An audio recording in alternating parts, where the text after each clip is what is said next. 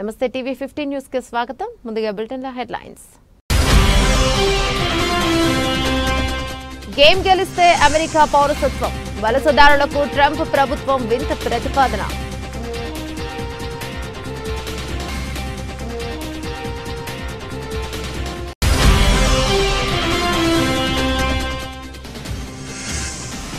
Visa గడువు దాటితే తిరిగి వెళ్లిపోండి, భారతీయులకు అమెరికా ఎంబసీ వార్నింగ్.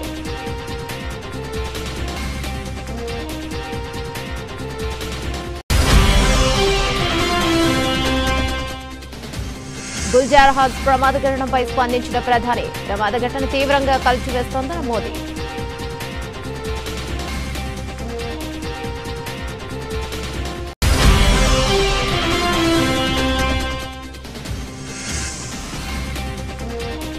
సమాచారాన్ని ముందే ఎలా ఇస్తారు?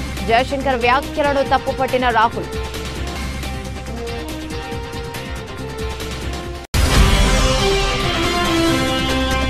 ఏప్రిల్ గరిష్టం నుంచి బంగారం ధర 7% పతనం. అమెరికా వడ్డీ రేట్ల కోత అంచనాలు తగ్గడమే కారణం.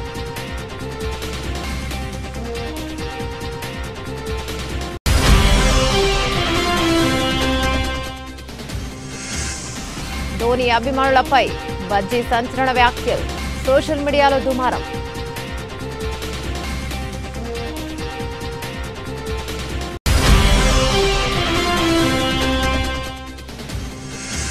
తిరుమలలో ప్రముఖుల సందడి, స్వామివారిని దర్శించుకున్న ఐశ్వర్య రాజేష్, వైభవ్, గౌతమ్ గంభీర్. డీటెయిల్స్ చూస్తే, తీవ్రమైన నేరాలకు పాల్పడిన ఖైదీలందరినీ ఒక ఐలాండ్లోకి తీసుకెళ్తారు. వాళ్ళను టీంలుగా విభజించి పోటీలు పడతారు. చివరిగా గెలిచిన వారిని జైలు నుంచి విడుదల చేస్తారు. ఈ కాన్సెప్ట్ ప్రపంచవ్యాప్తంగా అనేక సినిమాలు, సిరీస్లు వచ్చాయి. అమెరికా విదేశాంగ శాఖ ఇదే తరహాలో ఒక రియాలిటీ షో నిర్వహించేందుకు సిద్ధమవుతుంది. వలసదారులకు పోటీలు నిర్వహించి గెలిచిన వారికి అమెరికా పౌరసత్వం ఇచ్చేలా దీనికి రూపకల్పన చేస్తారు. ఈ విషయాన్ని అమెరికాకు చెందిన హోంల్యాండ్ సెక్యూరిటీ DHS శుక్రవారం ధృవీకరించింది. అయితే ఈ ప్రతిపాదనకు ఇంకా పూర్తిస్థాయి ఆమోద ముద్ర పడలేదని అధికారులు చెప్తున్నారు. ఇది హంగర్ గేమ్స్ తరహాలో ఒకరినొకరు దాడి చేసుకునేలా హింసాత్మకంగా ఉండదని చెప్పారు. అదే సమయంలో ఓడిపోయిన వారిని వారి దేశాలకు తిప్పి పంపే ప్రతిపాదన కూడా లేదన్నారు. గనుల్లో తవ్వి బంగారం వెలికి తీయడం, గోల్డ్ రష్, వాహనాలు మరమ్మతులు చేయడం వంటి బృందం కార్యకలాపాలుంటాయని చెప్పారు.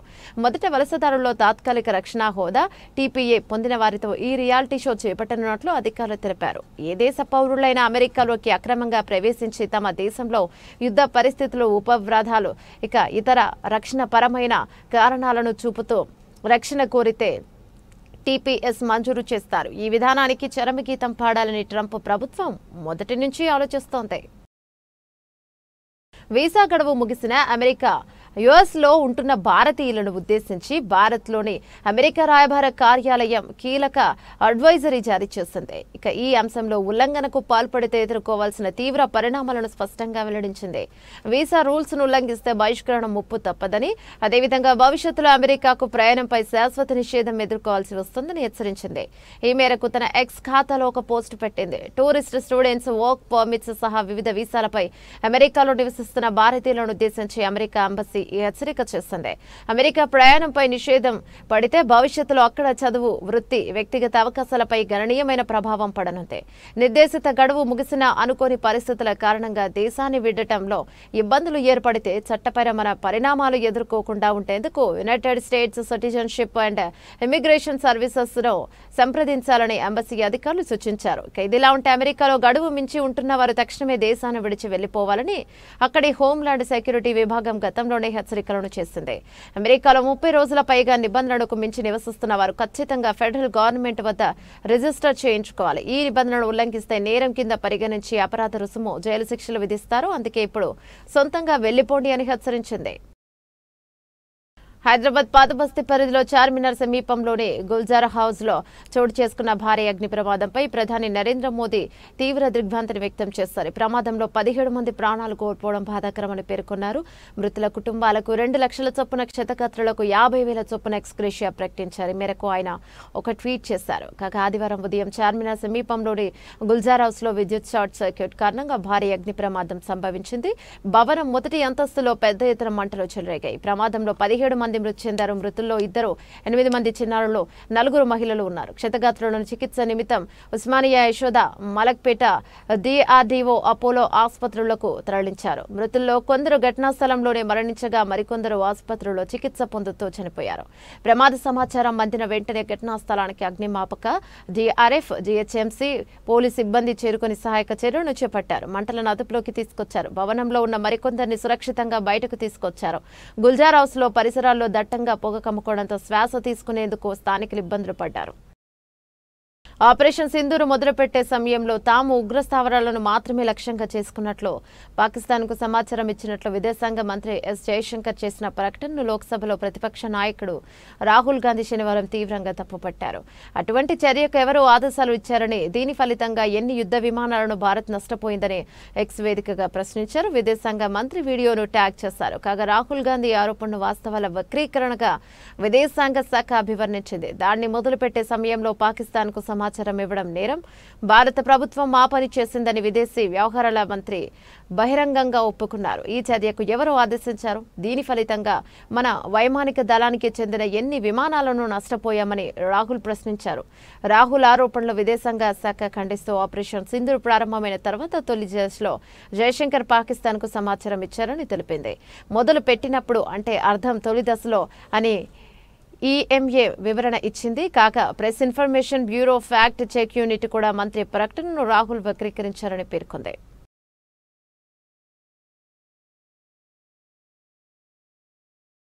తెలంగాణ రాష్ట్ర రెవెన్యూ శాఖ మంత్రి పొంగులేటి శ్రీనివాసరెడ్డి శనివారం మాట్లాడుతూ, కేసీఆర్కు ఏం ఆలోచన వచ్చిందో తెలియదు కానీ రాత్రికి రాత్రి VRA వ్యవస్థలను రద్దు చేశారన్నారు. రాష్ట్రంలో మళ్లీ VRA వ్యవస్థలను పునరుద్ధరిస్తామని ఆయన స్పష్టం చేశారు. జూన్ 2 నాటికి ప్రభుత్వం ద్వారా లైసెన్సులు ఇచ్చి 6,000 మంది సర్వేయర్లను నియమిస్తామని తెలిపారు. 4 గోడల మధ్య 4 వ్యక్తులు కూర్చొని వారి స్వార్థం కోసం ధరణి పోర్టల్ను తీసుకొచ్చారని కేసీఆర్ పాలనను ఉద్దేశించి ఆయన విమర్శించారు. ధరణి వల్ల సామాన్య రైతులు ఎన్నో ఇబ్బందులు పడ్డారని, అందుకే ఆ ధరలను ఫామ్ హౌస్ కు పరిమితం చేశారన్నారు. ధరణి పోర్టల్ను అడ్డం పెట్టుకుని గత BRS భూముల వివరాలు త్వరలో బయటపడతాయని, భూభారతికి భయపడి దోపిడీదారులు పారిపోయారని, అందుకే రియల్ ఎస్టేట్ రంగం కొద్దిగా మందగించిందని ఆయన అన్నారు. రాష్ట్ర ఆర్థిక పరిస్థితి సహకరించకపోయినా ఎన్నికల సమయంలో ఇచ్చిన హామీల మేరకు పథకాలను అమలు చేస్తున్నామని ఆయన వెల్లడించారు. దేశంలోని తెలంగాణను రోల్ మోడల్ గా నిలబెట్టేందుకు కృషి చేస్తామని అన్నారు. రెవెన్యూ వ్యవస్థలో చిన్న తప్పు కూడా జరగకుండా అధికారులు బాధ్యతగా వ్యవహరించాలని మంత్రి కోరారు. హైదరాబాద్ పాత బస్తీలో గుల్జార్ హౌస్ అగ్ని ప్రమాదం జరిగి 11 మంది మృతి చెందడం అత్యంత బాధాకరమని సిద్దిపేట ఎమ్మెల్యే హరీష్ రావు అన్నారు. మంటలు చిక్కుకున్న కుటుంబాలను కాపాడేందుకు అవసరమైన అన్ని చర్యలు చేపట్టాలని, క్షతగాత్రులకు మెరుగైన చికిత్స అందించాలని ప్రభుత్వాన్ని కోరారు. రాష్ట్రంలో హైదరాబాద్ నగరంలో వరుస అగ్ని ప్రమాద ఘటనలు జరుగుతున్నప్పటికీ ప్రభుత్వం ముందస్తు చర్యలు తీసుకోవడంలో దారుణంగా విఫలమవుతోందని విమర్శించారు. వేసవి కాలంలో అగ్ని ప్రమాదాల నివారణకు ముందస్తు వ్యూహం అనుసరించకపోవడం ప్రభుత్వ నిర్లక్ష్యమని మండిపడ్డారు. ప్రభుత్వ అలసత్వానికి ఏ పాపం ఎరుగని సామాన్యులు సమిధులవుతున్నారని చెప్పారు. ఎంతో మంది క్షతగాత్రులు అవుతున్నారని వెల్లడించారు. ఇప్పటికైనా కళ్లు తెరచి వెంటనే అగ్నిమాపక శాఖ సన్నద్ధ సమీక్ష నిర్వహించాలని ప్రభుత్వాన్ని కోరుతున్నామన్నారు. అగ్ని ప్రమాదం మృతుల కుటుంబాలకు 25 లక్షల చొప్పున ఎక్స్గ్రేషియా ప్రకటించాలని డిమాండ్ చేశారు.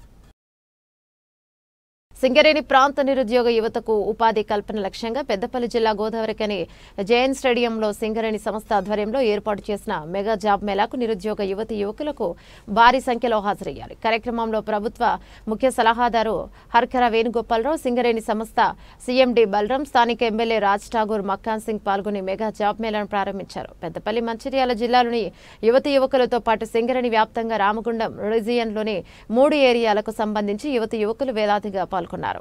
హైదరాబాద్ తో పాటు వివిధ ప్రాంతాలకు చెందిన 100 కంపెనీల ప్రతినిధులు పాల్గొని అభ్యర్థులను ఇంటర్వ్యూ నిర్వహించి ఎంపిక చేస్తారు. ఈ సందర్భంగా ముఖ్య అతిథుల చేతుల మీదుగా అభ్యర్థులకు ఉద్యోగ నియామక పత్రాలను అందజేశారు. సింగరేణి యాజమాన్యం ఏర్పాటు చేసిన జాబ్ మేళాకు అత్యంత ఆదరణ వచ్చిందని హర్కర్ వేణుగోపాలరావు అన్నారు. అవకాశాన్ని ప్రతి ఒక్కరు సద్వినియోగం చేసుకోవాలని సూచించారు. ఈరోజు రాష్ట్ర ప్రభుత్వం, రాష్ట్ర ముఖ్యమంత్రి రేవంత్ రెడ్డి గారు, బట్టి విక్రమార్క గారు, శ్రీధర్ బాబు గారు ఒక సమాలోచనతో ఈ రాష్ట్రంలో ఉద్యోగ కల్పన చేయాలని 60,000 మందికి ఇప్పటికే ప్రభుత్వ ఉద్యోగాలు ఇవ్వడం జరిగింది. దాంతోపాటు ప్రైవేట్ రంగ సంస్థల్లో కూడా ఉద్యోగ అవకాశాలు కల్పించాలని ఒక సంకల్పంతో సింగరేణి ద్వారా మరి అన్ని ప్రాంతాల్లో పెట్టే కార్యక్రమం చేస్తూ ఉన్నారు. దాంట్లో మేము మా అభ్యర్థన మేరకు బలరాం నాయక్ గారు మొదటిగా రామగుండంలో పెట్టడం చాలా సంతోషం. దాదాపు చూస్తూ ఉన్నారు మీరు, వేల సంఖ్యలో ఇక్కడ దీనికి రావడం జరిగింది. ఖచ్చితంగా కొన్ని వేల మందికి ఉద్యోగ అవకాశాలు వస్తాయి. ఈ యొక్క ప్రభుత్వ లక్ష్యం, రేవంత్ రెడ్డి గారి లక్ష్యం ఇవాళ అద్భుతమైన రేజింగ్ తెలంగాణగా చేయడం. ఇవాళ విద్య, వైద్యం, ప్రభుత్వానికి సంబంధించిన సంక్షేమాలతో పాటు చదువుకున్న వారికి ఉద్యోగ అవకాశాలు కల్పించే దిశగా ముందుకు పోతున్నాం. ఇలా స్పష్టంగా మీరే చూస్తున్నారు. నేను సింగరేణి మేనేజ్మెంట్కి, ప్రత్యేకంగా బలరాం నాయక్ గారికి మనస్ఫూర్తిగా తెలంగాణ ప్రజల పక్షాన, ముఖ్యంగా పెద్దపల్లి జిల్లా పక్షాన, రామగుండం నియోజకవర్గ ప్రతి కుటుంబం పక్షాన వారికి మనస్ఫూర్తిగా ధన్యవాదాలు చెప్తున్నా. ప్రజాప్రభుత్వం గౌరవనీయులు రేవంత్ రెడ్డి గారి నాయకత్వంలో ఏర్పడ్డ తర్వాత సింగరేణి కాలనీస్ లోపల ఒక సమర్థవంతమైనటువంటి అధికారిగా పేరున్నటువంటి బలరాం నాయక్ గారిని చైర్మన్ అండ్ మేనేజింగ్ డైరెక్టర్గా చేయటం, అనేక రిఫార్మ్స్ లోపల భాగంగా దాదాపు 3000 ఉద్యోగాలు సింగరేణి కాలనీస్లో డైరెక్ట్గా ఇండైరెక్ట్గా రావటం, రాష్ట్ర ప్రభుత్వం లోపల గత 10 సంవత్సరాల్లో ఎన్నడూ జరిగిన విధంగా 56,000 ఉద్యోగాలు ఆర్డర్స్ అందరికి కూడా ఒక ప్రజా కార్యక్రమం లోపల, ఒక ఎల్బీ స్టేడియం లోపల, పబ్లిక్ లోపల గౌరవ ముఖ్యమంత్రి రేవంత్ రెడ్డి గారు, ఉప ముఖ్యమంత్రి బట్టి విక్రమార్క గారు, మనందరి నాయకుడు అయినటువంటి శ్రీధర్ బాబు గారు సమక్షం లోపల ఇట్లాంటి ఇవ్వటం, ఇట్లాగే కోల్ బెల్ట్ ఏరియా లోపల సింగరేణి కాలనీస్ అనేక సంక్షేమ అభివృద్ధి కార్యక్రమాలు, కార్మిక సంక్షేమ కార్యక్రమాలు చేస్తున్నటువంటి దిశ లోపల ఈరోజు ఈ జాబ్ మేళా రామగుండం లోపల నిర్వహించడం, శాసనసభ్యుడు, స్థానిక శాసనసభ్యుడు రాజ్ ఠాకూర్ గారు సింగరేణి ఎండీ గారిని విజ్ఞప్తి చేయటం, సింగరేణి ఎండీ గారు దాన్ని అనుసరించి, ఆ విజ్ఞప్తిని అనుసరించి సింగరేణి అధికారులకు ఆదేశించి ఈరోజు ఉద్యోగాలకు మనం అందరి దగ్గరికి పోయి వీళ్ళకి ఫోన్లు చేసి, పాపం మా దగ్గర సెక్రటరియట్ లోపల గౌరవ ఎమ్మెల్యే గారి దగ్గరికి, ఎండీ గారి దగ్గరికి చాలామంది వస్తూ ఉంటారు. కానీ ఈరోజు 100 కంపెనీలను ఇక్కడికే పిలిపించి ఉద్యోగస్తులందరినీ ఇక్కడ రిజిస్టర్ చేయించి ఒక ప్రణాళికాబద్ధంగా ఈరోజు ఈ కార్యక్రమం చేస్తున్నటువంటి సింగరేణి మేనేజ్మెంట్కు రాష్ట్ర ప్రభుత్వం, గౌరవ ముఖ్యమంత్రి గారి నేతృత్వం లోపల గౌరవ రామగుండం యువ శాసనసభ్యుడు సోదరుడు ఎమ్మెల్యే రాజ్ ఠాకూర్ గారికి మరియు ఎండీ గారికి, జనరల్ మేనేజర్ RG1 గారికి, డైరెక్టర్స్కు, సింగరేణి మేనేజ్మెంట్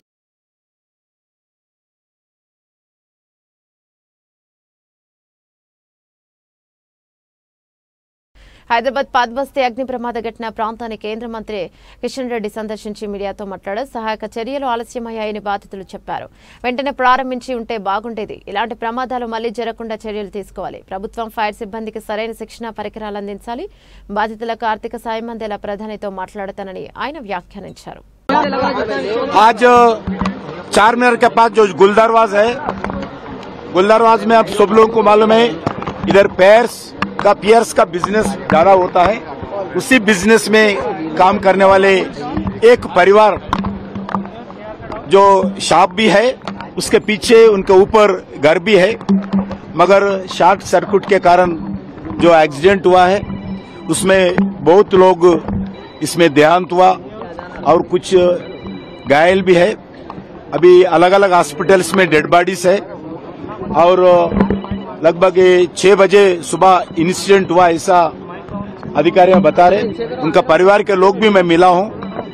एक ही विषय है, ऐसे इंसिडेंट होना बहुत दुखी बात है। कोई इसको किसके ऊपर भी आरोप नहीं कर रहा हूं, मगर police department, municipal department, fire department, electricity department, इस 4 डिपार्टमेंट लगातार हैदराबाद शहर में, क्योंकि हैदराबाद शहर बढ़ते हुए शहर है, अलग अलग मल्टी स्टोर बिल्डिंग्स भी लगातार आ रही हैं और एक डेवलप्ड एंड डेवलपिंग सिटी है। करोड़ों लोग तेलंगाना में, लगभग 4 करोड़ लोग हैं, तो 1 करोड़ से ज्यादा हैदराबाद में गुजारते हैं लोग और लाखों लोग हर दिन आके जाते रहते हैं। ऐसे हैदराबाद में एक फायर डिपार्टमेंट का और मजबूत करना चाहिए। फायर डिपार्टमेंट का जो टेक्नोलॉजी हो, इक्विपमेंट्स हो, वो कम है। आज भी मैं देखा हूं, जो अधिकारी परिवार बता रहे, जो काम करने वाले लोग बता रहे, 7:30 तक पूरे उनका इक्विपमेंट नहीं थे। जो अंदर जो स्मोक के कारण ऑक्सीजन नहीं रहते हैं, उसके समय अंदर जाना मुश्किल है लोग, मगर इसके लिए आने वाले दिन में और अच्छे टेक्नोलॉजी आना चाहिए। कोई पैसे का कमी नहीं रहना चाहिए। जितने पैसे हो सरकार फायर डिपार्टमेंट को देना, फायर डिपार्टमेंट अलग अलग इक्विपमेंट लाना, फायर डिपार्टमेंट को जो स्टाफ है उनको प्रॉपर ट्रेनिंग भी देना, और जो भी लोग आज इधर एक्सीडेंट में देहांत हुए, मैं केंद्र सरकार से उनको असिस्टेंट दिलाता हूं। आदरणीय प्रधानमंत्री से बात करके सरकार के तरफ से जरूर उनको फाइनेंशियल असिस्टेंट देने के लिए प्रयास करता हूं। अभी पुलिस डिपार्टमेंट बताना है। अभी हॉस्पिटल में लगभग 17 लोग ऐसा बता रहे एडमिट हुआ। इतने कितने डेथ हो गए उन लोग बताना चाहिए। हॉस्पिटल में शिफ्ट किया है?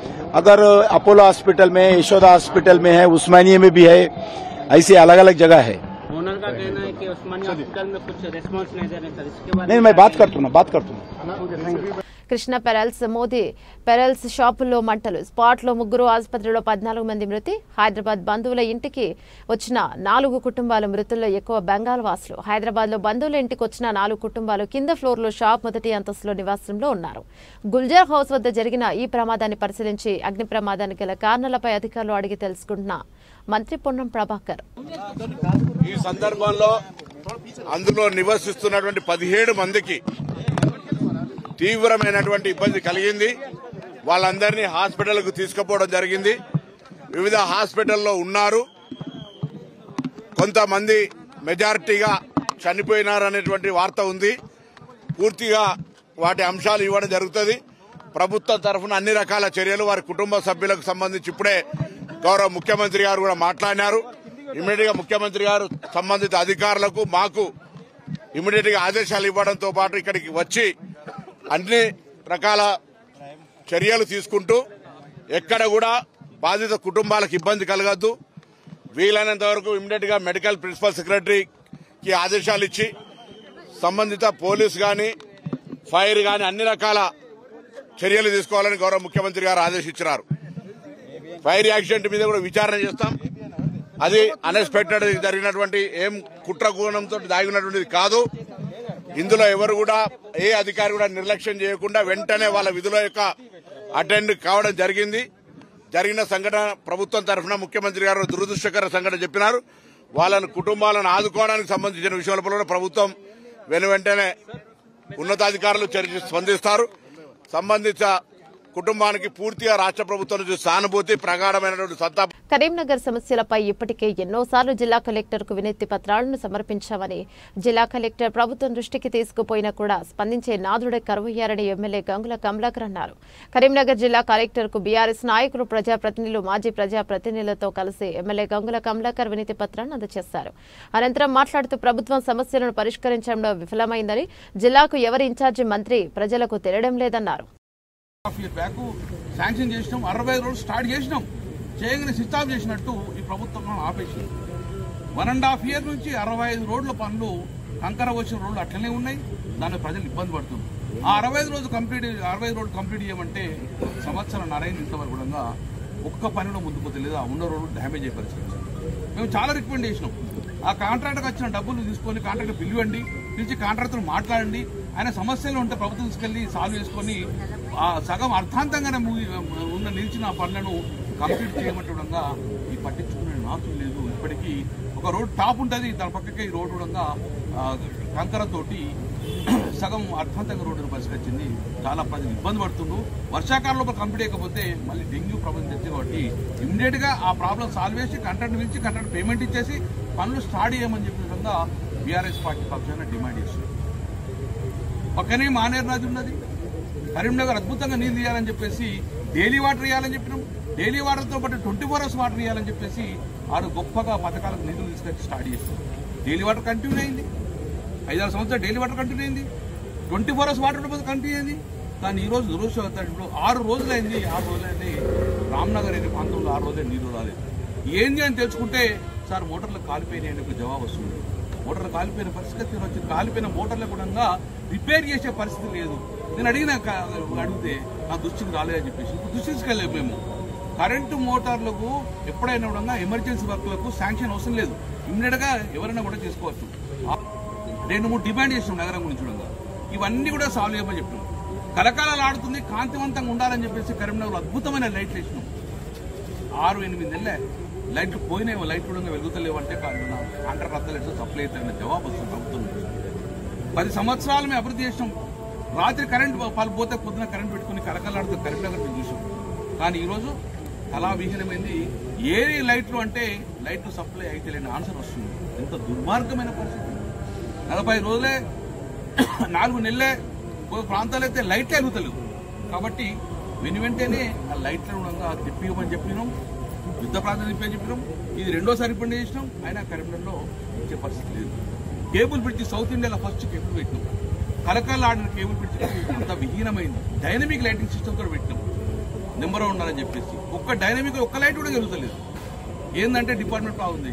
నేను ఏమంటున్నా అంటే, మేము మంత్రిగా ప్రభుత్వన్నప్పుడు నెల రోజుకోసారి రివ్యూ మీటింగ్ పెట్టి అన్ని సమస్యలు పరిష్కరించి ఎక్కడ డిపార్ట్మెంట్ ప్రాబ్లం ఉంది, ఎవరి దగ్గర ప్రాబ్లం ఉందని చెప్పేసి సాల్వ్ చేసుకొని ప్రభుత్వాన్ని అద్భుతం అభివృద్ధి తీసుకున్నట్టు. ఇక్కడ రివ్యూ మీటింగ్ లేదు. ఎవరు మీటింగ్ పెట్టాలో, ఏ మంత్రి పెట్టాలో తెలియదు. అందుకే ఫైల్లో డిమాండ్ చేసి కలెక్టర్ డిఆర్సీ మీటింగ్ పెట్టండి. డిస్ట్రిక్ట్ రెవెన్యూ సదస్సులు ఉంటుంది, డిస్ట్రిక్ట్ రివ్యూ కమిటీ పెట్టుకొని మొత్తం దాకా మేము రివ్యూ చేద్దాం. 18 నెలలే ఒక్క డిస్ట్రిక్ట్ కలెక్టర్ తోటి మన ఇన్ఛార్జ్ మంత్రి ఇప్పటి కూడా రివ్యూ పరిస్థితి లేదు.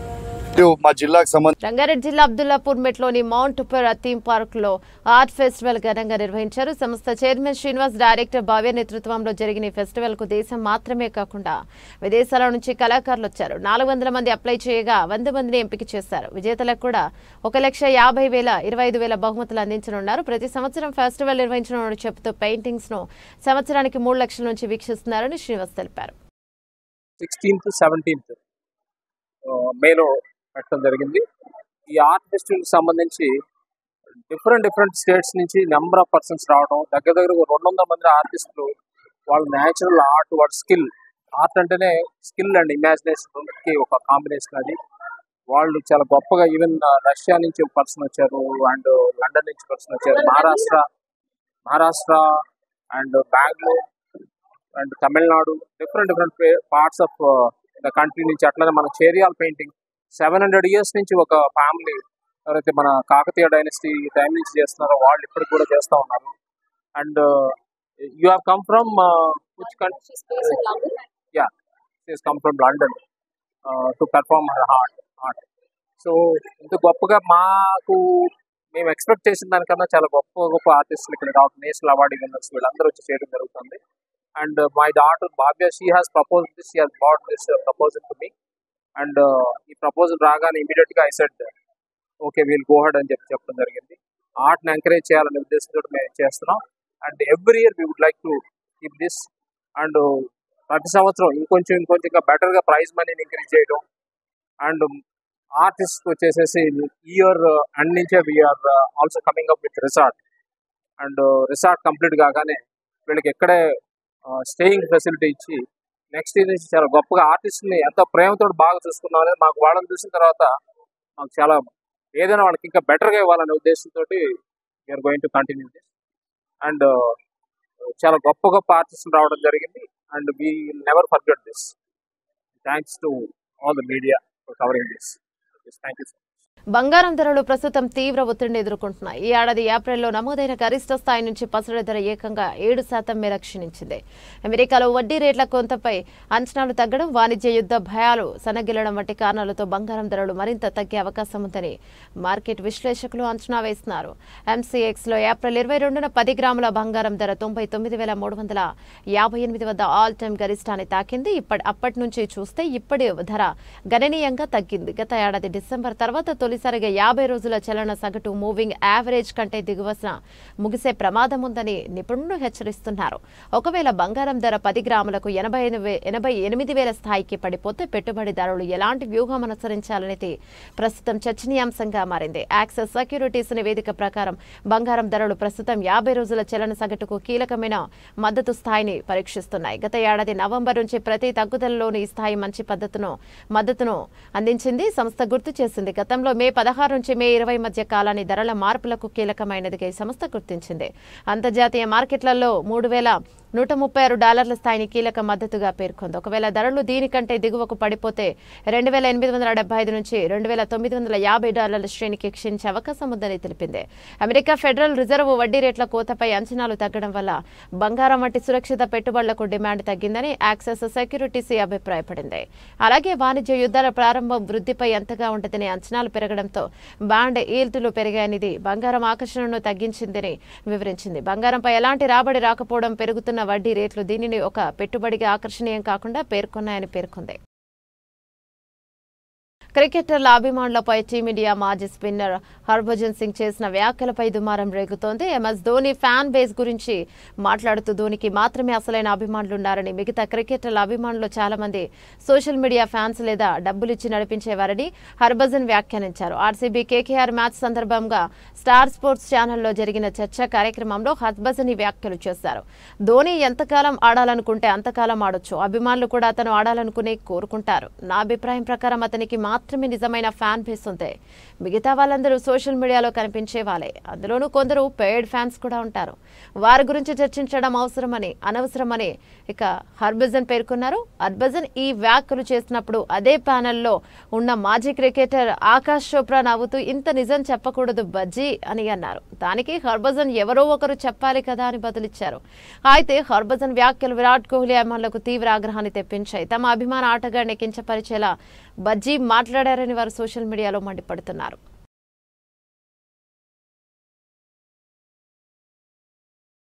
ఆదివారం వీకెండ్ కావడంతో కలియుగ దైవం తిరుమల శ్రీ వెంకటేశ్వర స్వామి వారిని దర్శించుకునేందుకు పలువురు సినీ క్రీడా ప్రముఖులు తరలివచ్చారు. వీఐపీ ప్రారంభ విరామ దశలో ఇక దర్శన సమయంలో సినీ నటి ఐశ్వర్య రాజేష్, నటుడు వైభవ్, ఆది పినిశెట్టి, ఆయన భార్య నిక్కీ గల్రానికి ప్రత్యేకంగా స్వామివారి సేవలో పాల్గొన్నారు. అంతకుముందు వైకుంఠ క్యూ కాంప్లెక్స్ వారి ఆలయంలోకి చేరుకున్న వీరికి తిరుమల తిరుపతి దేవస్థానం తితిదే అధికారులు సాదరంగా ఆహ్వానం పలికి దర్శన ఏర్పాట్లు చేశారు. అనంతరం వీరంతా గర్భగుడిలో కొలువు తీరిన శ్రీవారిని దర్శించుకుని మొక్కులు చెల్లించుకున్నారు. అనంతరం ఇక రంగనాయకుల మండపంలో పండితులు వారికి వేదాశీర్వచనం చేశారు. అనంతరం స్వామివారి తీర్థ ప్రసాదాలను అందజేశారు.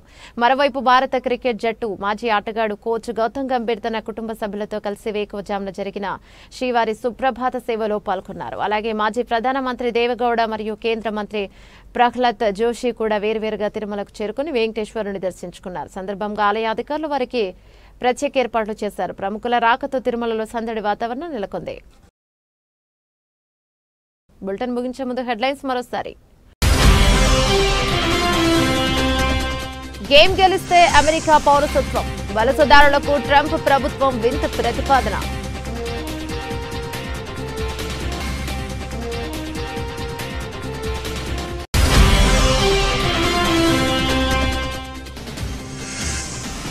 వీసా గడువు దాటితే తిరిగి వెళ్లిపోండి, భారతీయులకు అమెరికా ఎంబసీ వార్నింగ్.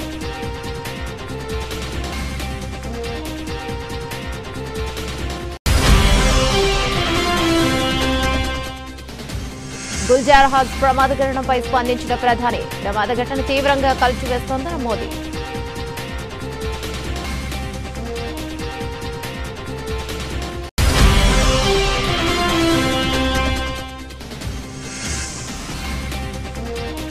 సమాచారాన్ని ముందే ఎలా ఇస్తారు? జయశంకర్ వ్యాఖ్యలను తప్పుపట్టిన రాహుల్.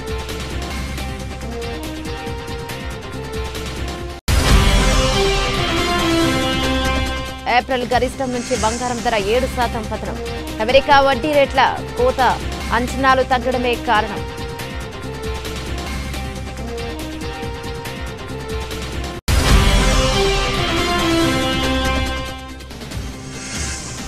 ధోని అభిమానులపై బజ్జీ సంచలన వ్యాఖ్యలు, సోషల్ మీడియాలో దుమారం.